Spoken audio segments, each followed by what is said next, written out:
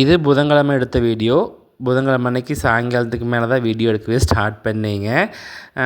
டேங்கில் தண்ணி இல்லைன்னு சொல்லிவிட்டு மோட்ரு போடலான்ட்டு மோட்டர்லாம் போட்டு விட்டுட்டு எல்லாம் கொஞ்சம் ஃபிக்ஸ் பண்ண வேண்டியதாக இருக்குது. சரி இதெல்லாம் பண்ணிவிட்டு அதுக்கப்புறம் பார்த்திங்கன்னா நைட் டின்னருக்கு வந்து இட்லியும் முட்டை கிரேவியும் வச்சிடலாம் அப்படின்ட்டு அதுக்கான ப்ரிப்ரேஷன்லாம் பண்ணிகிட்டு இருந்தேன்.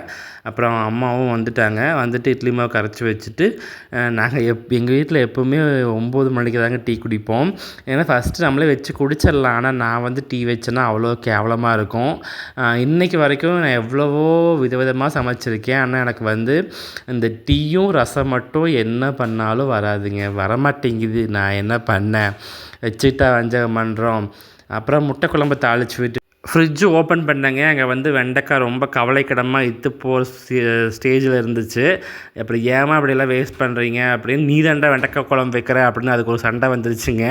அப்புறம் இருக்கிற வெண்டைக்காயெல்லாம் கொஞ்சம் தேவையானதெல்லாம் எடுத்துகிட்டு வீணாக போனதெல்லாம் தூக்கி வீசியாச்சு. அப்புறம் சரி ஓகே காலையிலத்துக்கு வந்து நான் புளிக்குழம்பு இப்போவே வச்சிட்றேன். ஏன்னா அது நல்லாயிருக்குங்க, டேஸ்ட் நல்லாயிருக்கும். முந்தின நாள் புளிக்குழம்பு நீங்கள் அடுத்த நாள் சாப்பிட்டிங்கன்னா டேஸ்ட் ரொம்ப நல்லாயிருக்கும். சரி இப்போவே வச்சுட்டா உங்களுக்கு காலையில் கொஞ்சம் வேலை கம்மியாக இருக்குமா அப்படின்ட்டு நான் புளிக்குழம்புக்கு வந்து ப்ரிப்ரேஷன்லாம் பண்ணிவிட்டு வெண்டைக்காய் புளிக்குழம்பு தாங்க வச்சேன். காலையில் சாப்பாடு நிஜமாவே சூப்பராக இருந்துச்சு.